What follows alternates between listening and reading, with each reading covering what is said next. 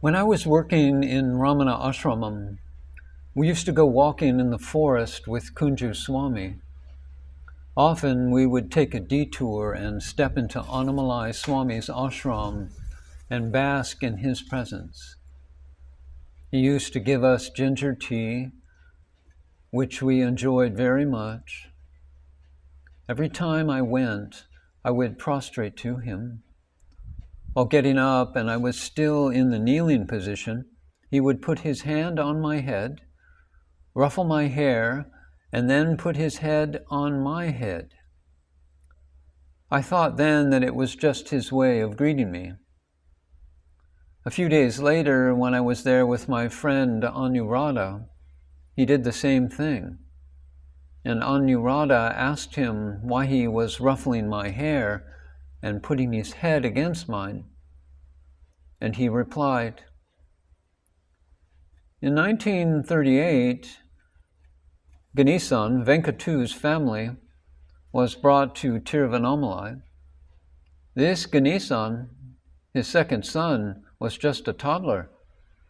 He had a peculiar habit when he was taken to Bhagavan's hall. He would climb down from Bhagavan's sister's lap, crawl towards Bhagavan's sofa, and try to climb up. Bhagavan's attendant, Krishna Swami, would stop him and place him back on Bhagavan's sister's lap, saying, "Do not try to establish any special family relationship here." One day, Bhagavan had sent Krishna Swami on some errand. This baby Ganesan very quickly crawled up to the sofa and climbed on it. To prevent him from falling off the sofa, Bhagavan pressed baby Ganesan down into the sofa with his left leg, and placing his right leg on his crown, ruffled his hair. So you see, my master's holy foot is there, Anuradha. I put my head not on Ganesan's head. I am putting my head on my master's holy feet. And then Anuradha asked, "Please, Swami, tell us some other story." And Annamalai Swami said, "No, today only Ganesan's story. When he was a 2-year-old baby, he was very chubby, like a ball of butter, and I was his vehicle. I carried him wherever I went, even when I was supervising construction work. In fact, if you go and see the old photo albums of the ashram, in a few group photographs, you will see me holding baby Ganesan." Annamalai was in a mood to talk that day.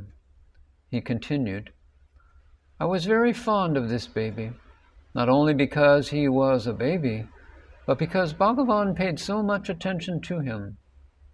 When Ganesan was 6 years old, he was holding onto me one day when I was supervising the construction of the dispensary.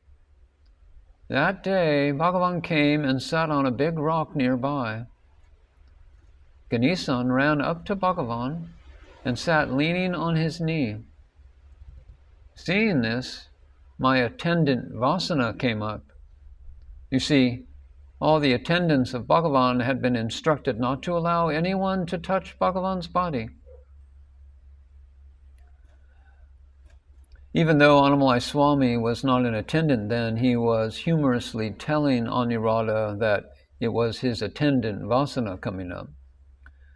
He continued, "So I went and tried to stop Ganesan from leaning on Bhagavan's knee.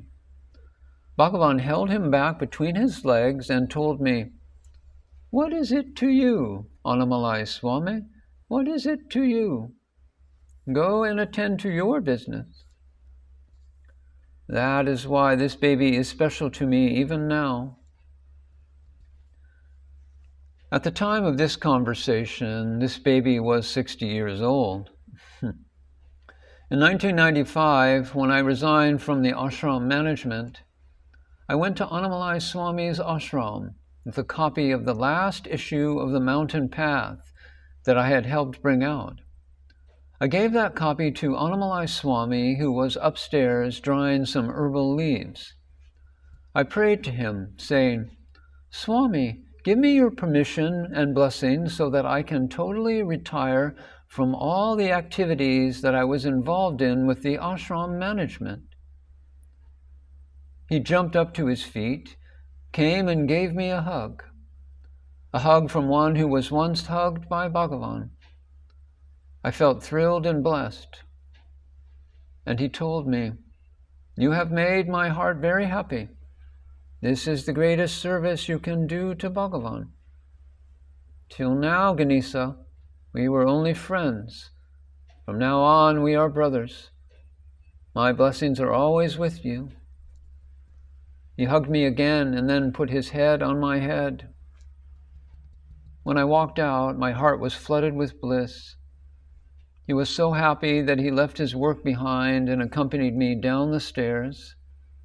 He presented me with a few saplings of an herbal plant called the Iruvachi, which is the Bauhinia tomentosa.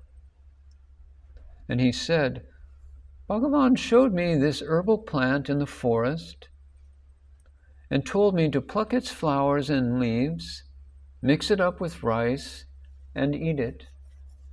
I have been doing it since then. Now, as a prasad, I am giving these 4 or 5 plants to you.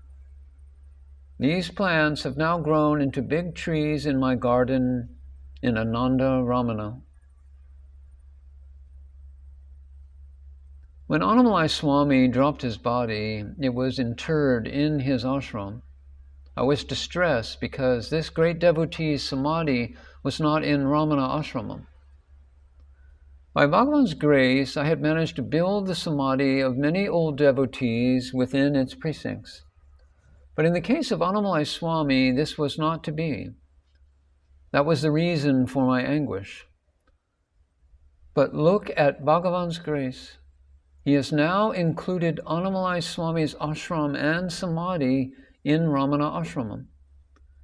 The deep and yearning wish of this childish fool has been fulfilled by Bhagavan. He was absorbed this gem of a devotee's samadhi into the ashram's grounds. This Herculean super-builder is now eternally there as a dust at the holy feet of his Satguru, Bhagavan Sri Ramana Maharshi.